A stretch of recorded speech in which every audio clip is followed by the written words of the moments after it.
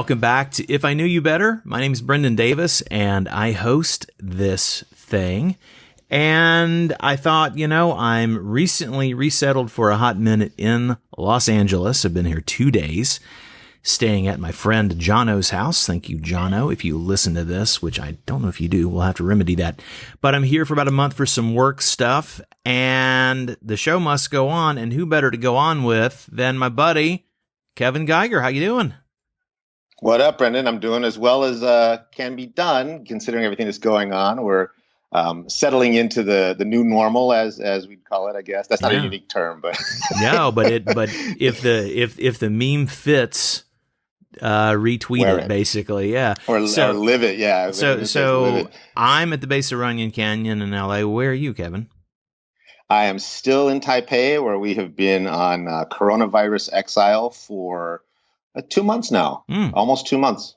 We left Beijing on January 8th, and we're coming up on the 2-month, mark of that. So yeah, it's been wearing on us a bit, but we've also kind of resigned ourselves to the reality that this is not going away anytime soon, and therefore, in some odd way, settling into it as best we can with the kids and so forth. Yeah, well, we were talking, just as we do, since we're friends and we're colleagues and a few things here. So we've been chatting about, we were considering doing this show because I have several interviews actually coming up that are already, one of them's already in the can. But I wanted to check in with you because so much is going on, and especially this week, there have been some notable developments all over, especially here in the States, and some signs of hope in China, et cetera. But I don't want to get ahead of ourselves. Let's talk. Yeah. This is kind of the coronavirus special. So this may be it's still. I think we're still calling this the Fretful Laowai brand, but maybe it's more of like the resigned Laowai, the lost my will to live Laowai. What's new with you? I think let's probably start on the personal side of things first. Yeah, and then just I guess to cue your listeners so that they hang in there, we're going to give an update on the personal, the professional, and also touch on the political ramifications of all of this. So let me just cover off personally. I'll make it as short and sweet as possible. Sure. We have achieved a new balance here in terms of just like dealing with the kids 24/7. They're not in school. They're outside of their normal environment, which was Beijing, of course. So Claire's not in kindergarten. Emma's not in preschool. We can't get them into anything here. Okay. Just because in Taiwan, there's no availability. Everything's full up. Or if you do find a place, a school or a facility, they want you to pay basically like the full semester for what might end up being a month. We don't know if we'll be going back, but they want everything. And then they say, well, we can refund part of it later, maybe. And it's just like, So my wife and I have been brokering a work arrangement where basically I do my work early mornings. She does her work in the afternoons, and we trade off, the watching of the kids between us. And that's actually been working out. So we're at kind of like half speed in terms of what we're getting done. Okay. So I have some friends who are single, for example, who are getting a ton of work done. They're single. They got nobody on them. They're cranking through writing if they're a writer, artwork if they're a designer or an artist, and getting a lot. They're actually seeing a boost in productivity in some cases. Others are experiencing crushing boredom. It depends, I guess, on how you handle this. But for us, I've just been trying to squeak in like an hour or two of work a day. So I'm actually happy to say that I got one milestone is I got the rough draft of my next children's book done. Yay. Awesome. Thank you. Grandpa Groundhog. So it's just the rough draft, but that's going to go out you'll be getting a copy to give me your notes. Yeah. And not to put homework on your lap, but no, I look forward to it.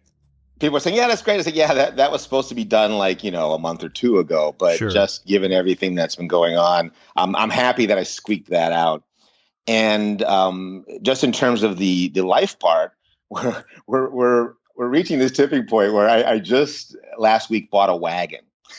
Yeah, and when you first said this, I thought, well, wait a minute, is this like family vacation? Or you got a family truckster with Woody wagon, here? It's a wagon, like a neighborhood kids wagon. It's a folding wagon too. It's pretty cool. Okay. Mainly for camping, but I throw my kids in there because inevitably when one of them melts down, I have one stroller. I'm carrying one, I'm pushing the other, and that doesn't work. So it's not I can throw them both in.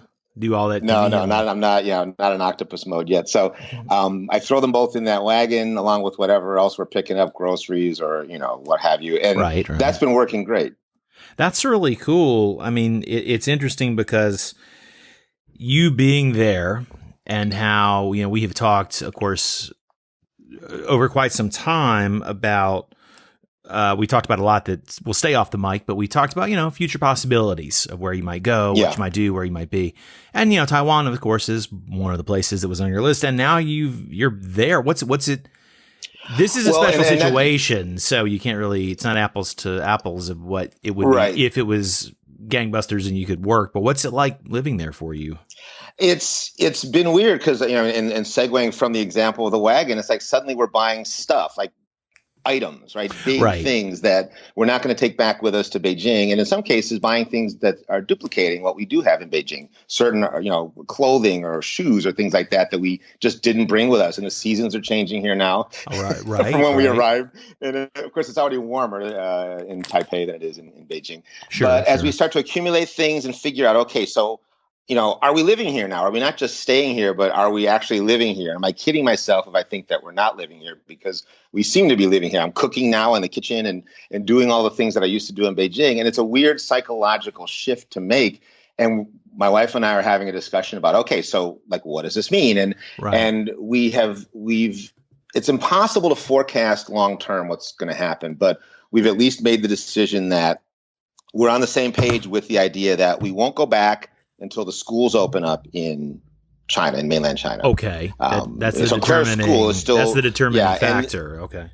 And, even as an antecedent to that, the teachers have to be activated to come back to Beijing. So almost all the teachers are in their hometowns because of Chinese New Year when they were, traveling, and they're still there. So they'll need, anybody coming back into Beijing is quarantined for 2 weeks. So they'll need to be notified, come back, 2-week quarantine, and then school starts. So we're looking at that. We're watching that carefully. And, that probably won't happen until the end of March at least. So it's like, all right, we'll stay another month. Beyond that, it just gets weird in terms of, I won't go into the boring logistical details, but stuff related to rent, visa renewals, passports, all of that, we have to consider where are we when this thing is due, and are we going to let that thing slide? Are we going to default on this thing or that thing?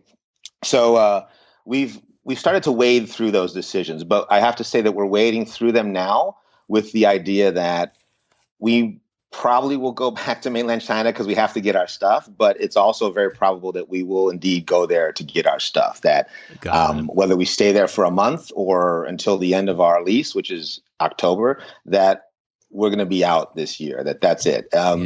Even if this improves, it's just shown that when big stuff like this goes down, and I guess we'll get to this towards the end of the podcast when we talk about the political, because the U.S. is not exactly handling this in stellar fashion right now. But such. No. When this stuff goes down, you're really at the mercy of whatever policies are put forth. And we are thinking very carefully about where we want to be in the future when big stuff like this goes down. I'll put it that way. Totally. No, and I think there's a lot more coming. I think there's more, you look at the Australian wildfires, you look at the coronavirus outbreak, all the stuff that's going on. I think we're entering, they call it the century of hell in climate change circles, but it's not looking good in terms of what's shaping up for us this year or the coming years. Not to sound too negative, but I'm just trying to look at this realistically. Sure. Well, I always appreciate your candor, and I think that some people who listen to the show can relate in their own way because they're either they're somewhere in Asia or affected by this, or they're people who have an interest in this, or if they listen to us in general, they just like to hear us chop it up about God knows what. But the reality is that all the previous rules are sort of out the window.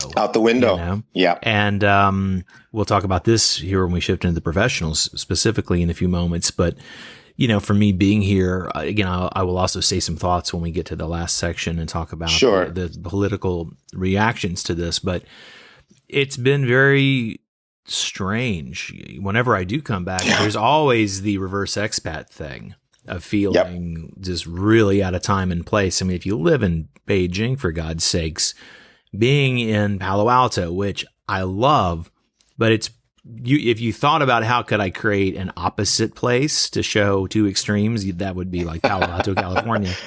Yeah, the reverse culture shock is pretty big, I would imagine. It's pretty massive. And just, people's responses and reactions and reflexes. And, some of this is just me and getting older and having been gone a while, but it's a real thing. And then so vis-a-vis specifically the COVID-19, which I still think sounds like an antacid. They should have come up with a better name. But ask your doctor if COVID-19 is right for you. Right. Sorry, not to make light. The answer is no, it's not right for you. No, it's not right for anybody. It's not right for anybody. Not right for anybody. But it is very strange to be engaged in the as on the personal side here, the conversations with people, asking questions, and of course I like everyone else. I mean, I probably spend more time than most people in the States tracking all the news on that, at a really granular level, because of course I've got friends, family. Susie's there. I mean, I've got, my girlfriend, my professional colleague, many of my professional colleagues, many personal friends, my home, my office, it's all there, So being able to talk about it with people here in a way that is within their attention span and interest level, B is accurate, and C where I can relate enough to them to tell them what I think somebody who's coming from a pretty naive point of view about it would be, what's important to do, like the 30 to 60 second conversation about that. And I've been having a lot of those at other people's response. I'm wearing one of my, plastered Beijing t-shirts today, and somebody's like, "Oh, that's cool. Where'd you get that?" "Oh, Beijing," and like a double take. And, "Oh yeah. Oh, when'd you get that?" "Oh, I got this a couple years ago." "Oh, okay. So you hadn't been there." Like, "No, I was there a month ago." And then I said, it was 5 weeks. I was quarantined. Don't worry, I'm fine. But it was a whole thing. Well, and I apologize for interrupting, but this brings to mind a very unfortunate conversation I had on Skype with my dad, where we had a big falling out, spoiler alert, over this in terms of his reaction to this. He kind of queued it up by mentioning that one of his neighbors, when he said, "Oh yeah, my kids are in China and they'll be coming back sometime in the summer," and they were like, "Oh no, tell them not to come back, haha," and they were like joking but not joking. And so my dad shared this with me, and then when we were just talking about the situation, I mentioned he said, "So you're staying in Taiwan?" I said, "Yeah, I think we're going to stay in Taipei because currently the quarantine restriction that the U.S. has imposed on even its own citizens, right? Coming from mainland China is 2 weeks. Coming from Taipei, from Taiwan, because there's relatively low level of cases here right now, there's no quarantine restriction. So I may have some business things coming up where I have to go to the U.S. and I can see you then." And he's like, "Oh, well, don't come over right away." He said, "You should stay in Los Angeles for a couple weeks."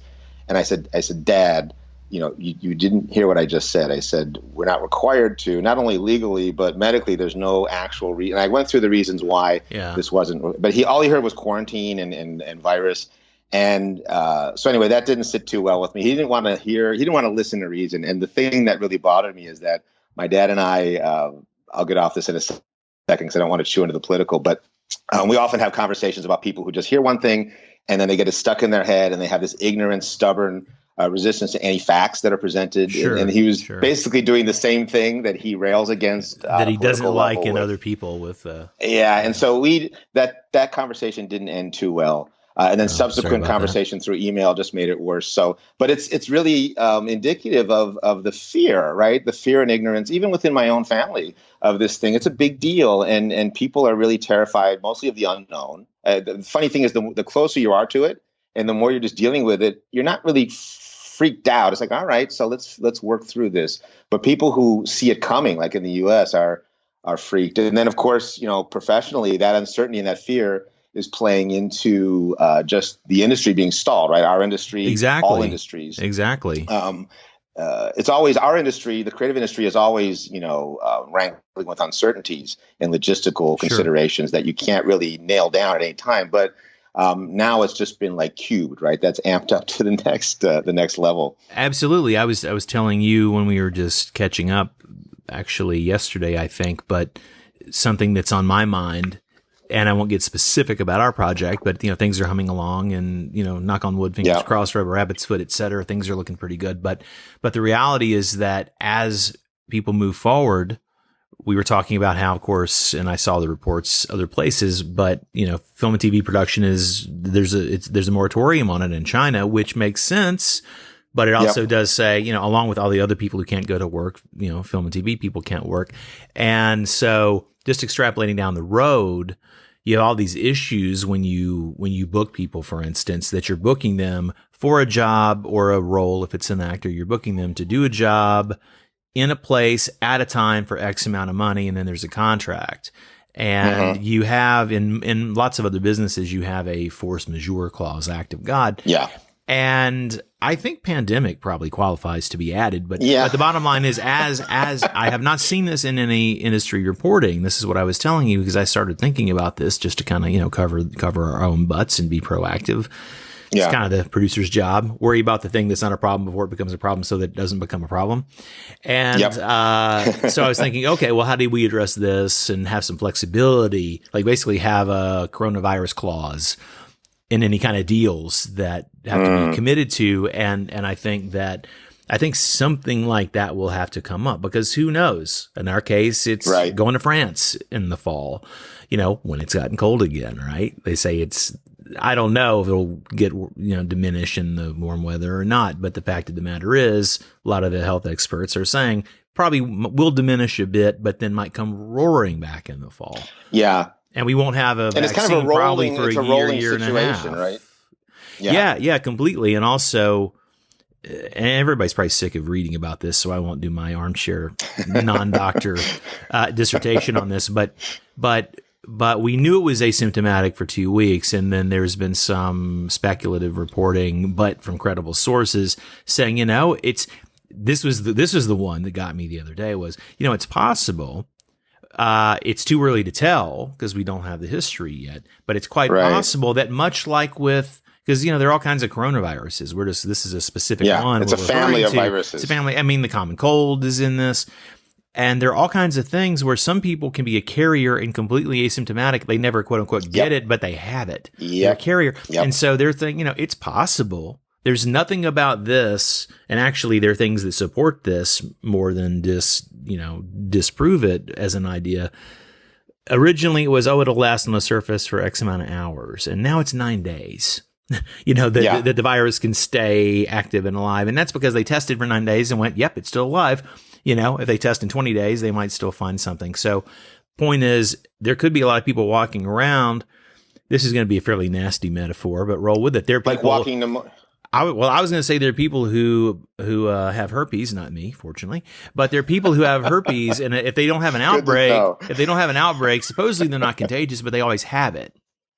Right. They always have it. And so they could pass it on to other people, and this could be sort of a not fun version of herpes, although I don't think that's probably fun either. I just dug us in a hole. You can dig this out. So professional. Let's go back to this is, and we don't edit these. It's good to know this is the same old Fretful Laowai. We haven't lost that. We have to make fools of ourselves, and by ourselves I mean me. But in terms of industry stuff, uncertainty, it's really hard to plan. How are you looking at your life and making them dollars, stacking that paper? How are you looking at this? We've retreated from, not retreated from, I mean, those opportunities have gone away or at least been stalled. Anything requiring a big logistical undertaking, live action certainly, and even animation where you can still kind of do certain things from home. I have, friends who are in work from home situations for animation and visual effects and kind of squeaking by and, barely. A lot of things are just on hold. Right. And, even, financially within the animation industry as well, investors are like, okay, they don't know. It's sort of like 2008 when we had the previous economic meltdown, not the one that's coming. But so we've been retreating into personal projects. I mentioned the children's book that I finished, and there's another project I'm going to jam on. I think, okay, now's the time to jam on that because this other stuff is sort of in stasis. But an upside, I guess a silver lining, is that for freelance work and for people who want to or need to pick up freelance or who need to pick up freelancers, there's a lot more availability now. So I've just in the past couple of weeks referred a half dozen people who I know, artists and writers who are stuck at home. They're either not working at their current job, maybe they're still employed, but there's nothing to do, or they were let go.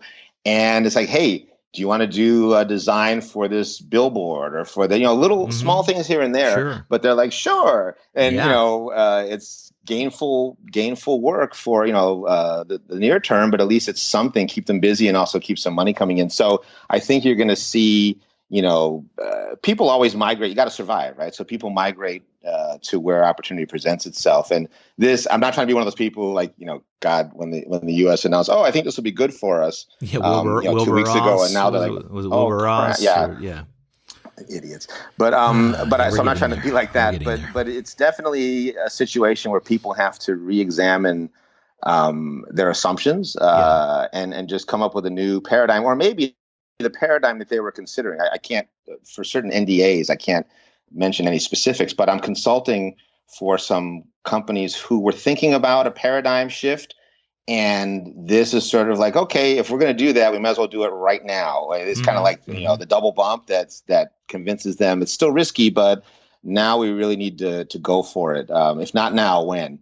Yeah. So I think that's one kind of, I don't want to say upside, but it's definitely an interesting aspect of this whole crisis. Well, yeah, it does create an interesting opportunity because you're sort of on this forced.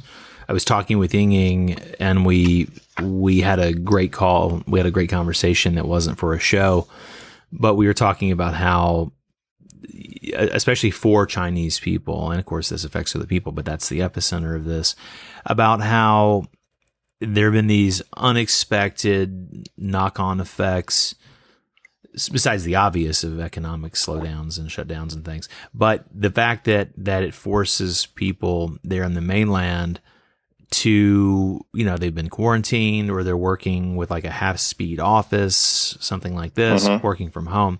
But people being isolated and not with family and not always around friends, and forcing this self-reflective opportunity. And of course, giant cultural difference, and I'm using a really big roller brush to paint this point, but it stands. Anyone who actually knows this at a granular level knows that this is not just, this is a generalization that's very true. The fact is that the collective versus individual cultures, among those differences, how people socialize, how they work, how they think of self, their identity as self. And this is an opportunity that many people have never had. Right. Never had to sit alone. You got to cook for yourself if you don't want to order the crappy food that's cold by the time it goes through the gauntlet of how it gets into your apartment these days, because there's, checks at the gate. And so it'll be interesting to see what comes out of this. And if that sticks in any way, I think, this is a really, really good point, because the whole 996 culture, for people who aren't familiar with it from the West, like, working 9 to 9, 6 days a week, and usually there's more work than that, is, I think this in some ways is a timeout on that, which is, like you said, causing people to reflect. And also it's been kind of charming to see friends on WeChat who are learning how to bake bread, or, setting up some kind of, home exercise situation, or just spending more time with their kids. And it's like, and really kind of enjoying it. I mean, it's the circumstances are not ideal, but they're like, oh, this is, the upside is that I'm spending more time with my son, learning about, what's interesting to him, or teaching him math, or what have you. Do you feel like the guy in Life is Beautiful with his kid trying to like tell his story and like, well, I was, look here, I was son, always that guy. I mean, I was lucky enough, as people probably know from the past editions of this podcast, to be the guy who worked at home, and was able to spend a lot of time with my kids. So I got plenty of that. Now it's 24/7.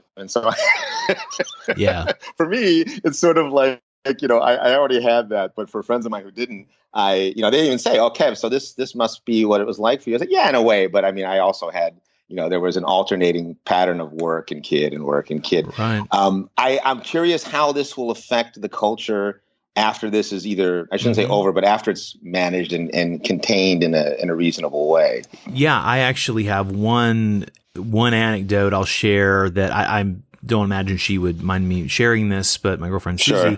she's been working at home. She had to self-quarantine 2 weeks after coming back. She stayed a lot longer. She stayed extra many weeks at her parents, and then finally came back to Beijing and then the whole 2 weeks. So this last Monday, her time was when she was technically free, but they were still on work at home all this week. So she finally goes back in the office Monday, and what they're doing is pretty interesting. They divided everybody up and sorted them into sort of A or B teams, and depending on what the job is, who has to work together at the same time in real time, in person or whatever. But so they have a whole virtual environment where they can work from home anyway. It's ding ding and all that situation that they work within on their computers.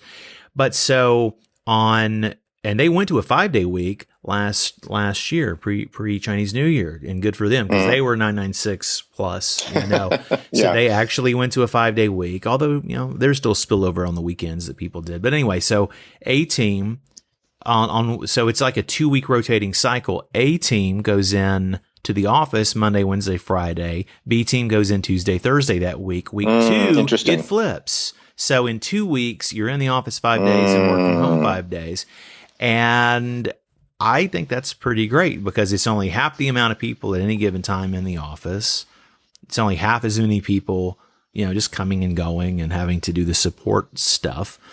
Yeah. And still it's a little freaky to consider, oh gosh, she's got to go back, and she's, I won't go on it, but she's super, super careful. Her precautions are as good as they could be. She's extraordinarily conscientious about this, and hopefully, I think other people are really taking this seriously. But I thought that was an interesting way to sort of approach it, so they don't, because you need some of that in-person stuff. You need to be able to, at least even if you're standing a bigger distance across, like a bigger social distance than you might normally across the room, you still need to sometimes be able to see somebody and like point at a chart or, Exactly. I mean, I'm not a purist in terms of certainly not everybody always being in the office. I was always advocating the opposite. Like if you're here in the office, you're probably not doing what I need to be doing. Get out and do that thing. And conversely, everybody being out of the office is not the remedy either. But the flexible, the acknowledgement that you want a flexible situation in which people are in the office, out of the office, for the reasons that you need to be in the office or out of the office.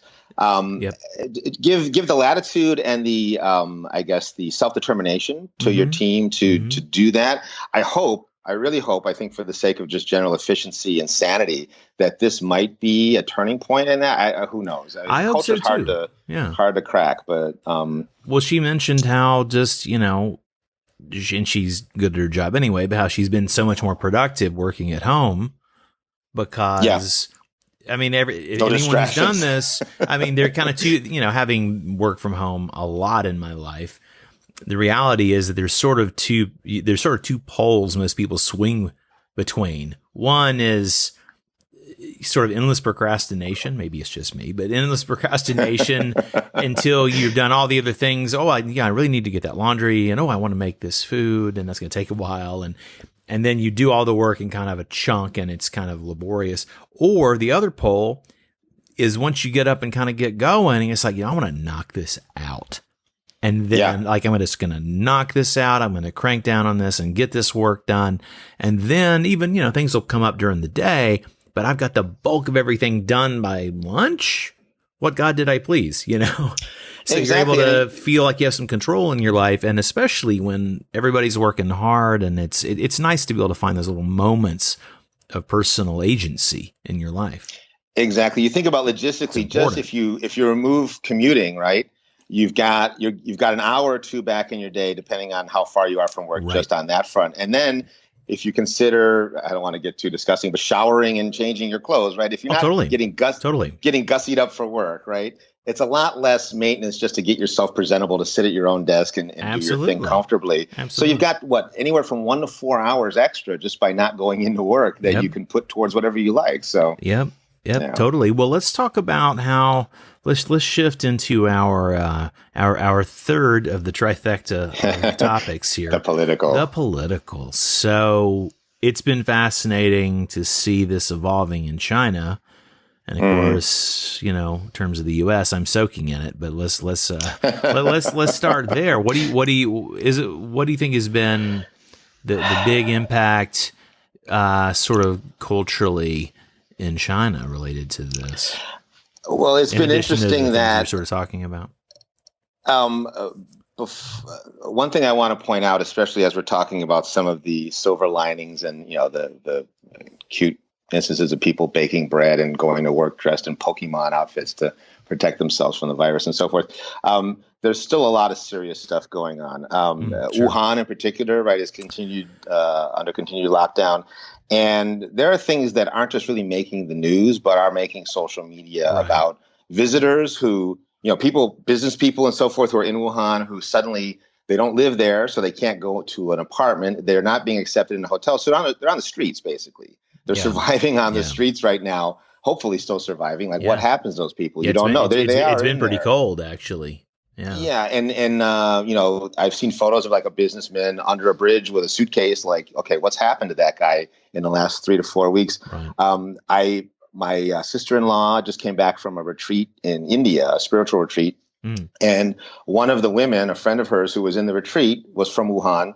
And she had left long before the outbreak. But she went back. Her entire family was dead. Everybody in the family was dead. Seriously? Yes. Yes. This is not a rub. They're dead. Horrible. And I guess the black humor, but she on the group, the social media group for the spiritual retreat, she mentioned this, and the Lama tried to make some point about how it was part of the grand design. And she just basically told him to fuck off. Yeah, please. Time and place, brother. I guess he needs to go back up on that mountaintop for a little while, because that was pretty boneheaded thing. So anyway, so there's some serious shit going on, but at the same time, it's interesting to see how you might say that the script has flipped, right? With respect to people formerly being so worried about China, and they still are, but now people in China worried about foreigners. The uptick in what's happening in Italy, South Korea, Iran. You see Chinese people saying, please don't come here from your foreign country. Stay out, right? Or at least until you have an understanding of how to protect yourself from the virus. They feel that in the West, people are kind of like behind in terms of their understanding of how to handle precautions for this. Yeah, because they are, which I can attest to in spades. And yeah, it's going to be pretty. I mean, all this is intertwined, of course, and it will be pretty fascinating to see how this plays out and what the long term, like a year from now, when I think most estimates are that, I mean, I saw there was like a blue sky thing of, if something is identified to work, it could be theoretically in wide production by August. I think that's kind of, most of the experts are saying a year to 18 months on a vaccine. So, but you also have the trials, right? I mean, you could have something out in 9 months to a year, but has it been tested? Is it safe? Is it worse than the virus itself? That's what I'm saying. There could be a thing ready to try and if somebody's, if you're already sick, it's not going to necessarily do. I mean, we're talking about vaccines. That's not going to do anything for somebody. So it's antivirals as well as vaccines being simultaneously developed. But the point is, we don't know, and it's going to take some time. And it's almost certain that before there is either an antiviral treatment for people with it or a vaccine to prevent getting it, that we will have the U.S. presidential election. And of course, we don't even need to detail. I mean, everybody knows Kevin and I are on the side of not Trump, so that's not a newsflash. But I have a few otherwise reasonable friends. I wish I was a Trump supporter, because if I was, I would be convinced it's a hoax and there's nothing to worry about. Well, I was going to say, that's kind of what I was going to get to, is that I do have just a handful of friends who none of whom will admit to liking the personal bombastic idiocy in the show. But for whatever reason, there's certain economic, and the people that I'm thinking of are not even like racist, and the kids in cages is damn near deal breaker, etc. But nonetheless, damn near a deal breaker. Well, that's almost a deal breaker. You'd like to think that would be all you have to say, but to make my point and not belabor. No. But if that's how Trump supporters work, that's almost enough. That's almost the last straw for me. There's one shorter, but somewhere I'm sure there is. But what I'm trying to say is there are some otherwise reasonable, intelligent people who, because their pocketbook benefits, because their 401k, they're investors, people who are wealthy investors, etc. And so, and then there are apolitical people who just really, truly not dumb people who are ignorant, but smart people who just regard the whole thing as theater, which I subscribe to this to a degree, but it's theater with an impact. But the point is, there are people who sort of try to float above the fray and just take what they think of as the good, right? But so of course these it's kind of hard to avoid. And our friend Naeem screenshot a thing from I want to say it was the Journal the other day, but it was saying that this last week the U.S. the stock market, $3.18 trillion loss in the last 5 days. Historic crash. And of course, everyone knows that wrongly Trump was trumpeting his great success with the economy. It's really like the 11th year of the Obama recovery or something, But anyway, the bottom line is like the Dow's crashed and it's going to get worse. I don't know how low it could go. That's not the end of it. We're not anywhere. Where do you think we are? I mean, where do you think we are in terms of? I think we're really screwed here. I mean, it's funny how, and I'll explain why. I'm not just saying this as a liberal who wants us to be screwed, because then it proves my point about how we've always been heading towards this disaster. No, I'm a liberal who wants us all to be happy and cared for and or wealthy if possible, but at least cared I'm with you, dude, on every single one of those points. When the virus outbreak was first on people's radar as like a Chinese thing, right? And you had the Trump administration saying, oh, well, actually, this could be a good thing for us in terms of the trade war and this and that. And I was just shaking my head and thought, okay, just wait. And I had no idea the Dow was going to go down this much. But right. The fact that it did, I don't think those people are, Trump very pointedly did not mention any of that during his recent campaign speeches. And as you would imagine he would not.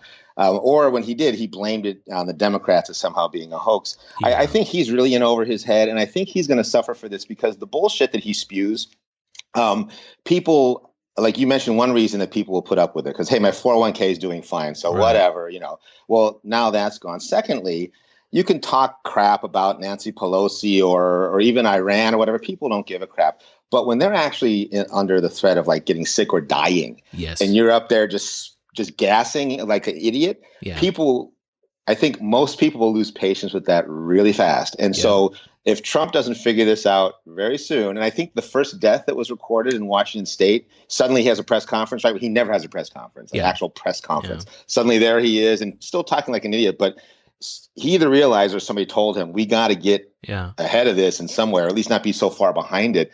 I think that he will pay a price. Who knows? I mean, people have always said, okay, now this is going to be the thing that finally does it. And he always seems to manage to wiggle out of it. But regardless of what's happening in the election, China is the manufacturing epicenter of the world, right? Exactly. So one reason that people were going back to work, I know a lot of people in the West were like on Facebook, my friends, like, how come they're going back to work? Those idiots, they should stay home. It's like, they're going back to work for you. Yeah. Because the companies that supply you with iPhones and clothes and this and that are basically demanding that their suppliers get back to work and supply that cheap stuff, the goods that you rely on, trade war bullshit aside, all this, rhetoric, you need that stuff in order to maintain the lifestyle that you have. And that's why those people are going back to work. So don't wag your finger and say they shouldn't, because if they don't, guess what? Supplies are going to run out. Exactly. And I think we're going to see a trickle down of, I shouldn't say trickle out or running out of the supplies.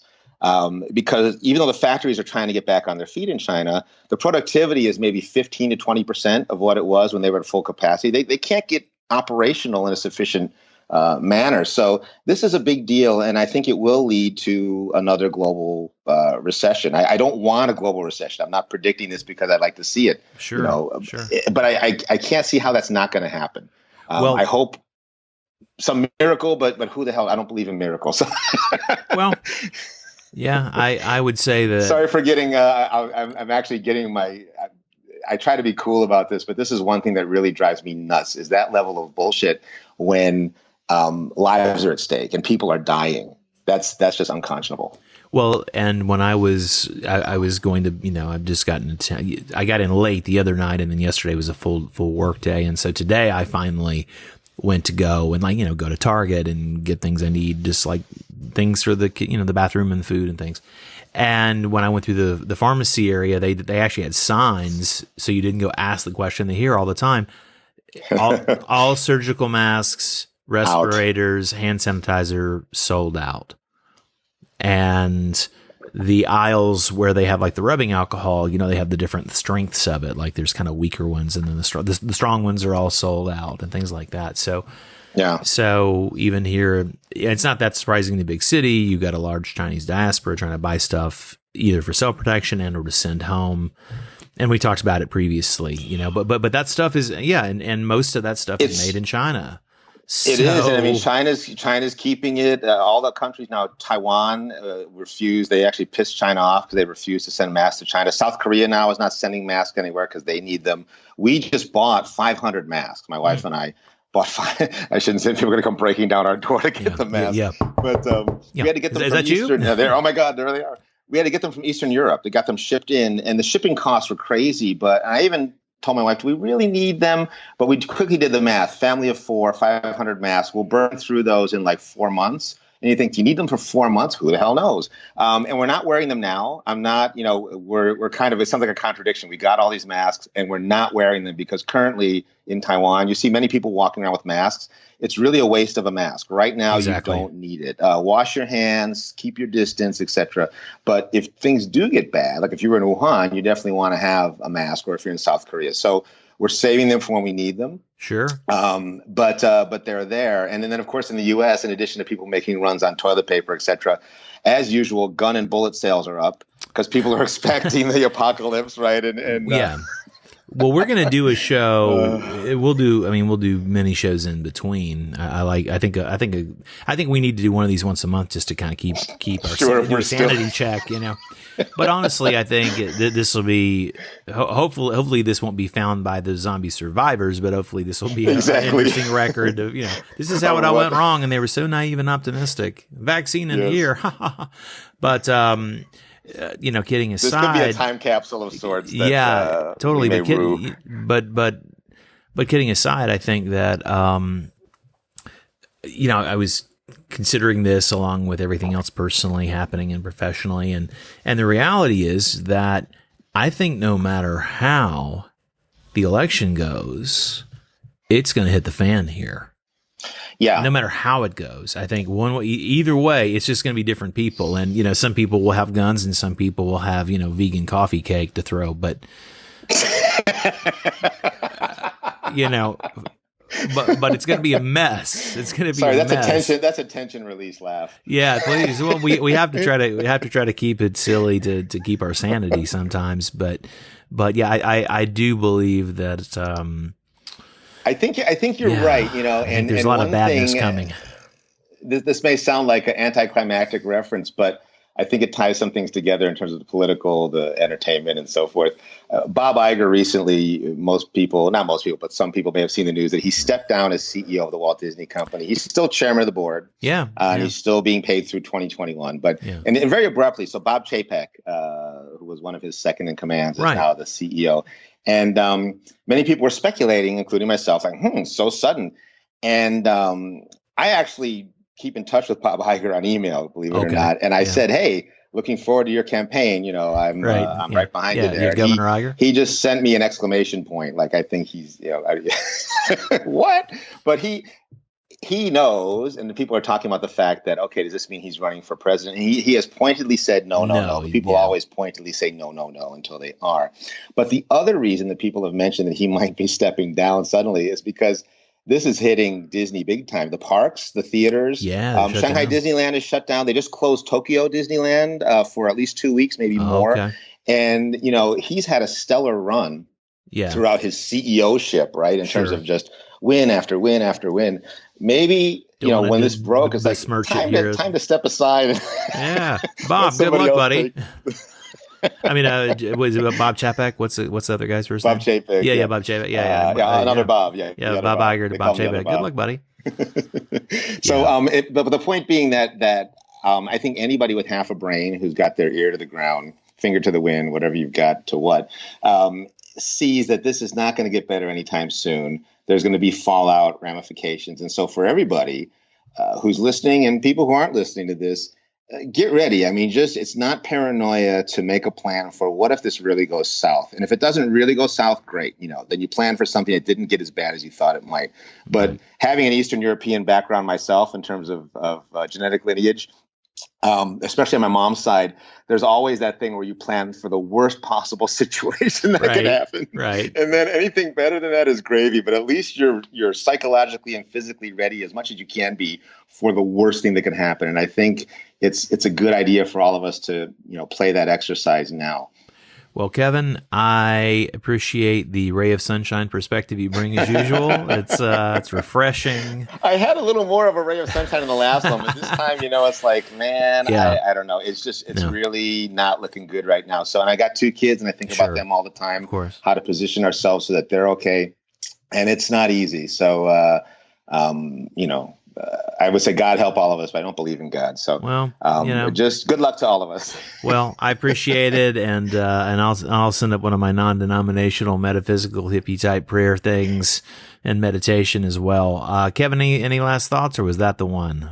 That's a pretty good one. I think that's the one. I mean, we're doing as well as we can. It's like you plan for the worst, hope for the best, and deal with the reality, and that's how we're rolling.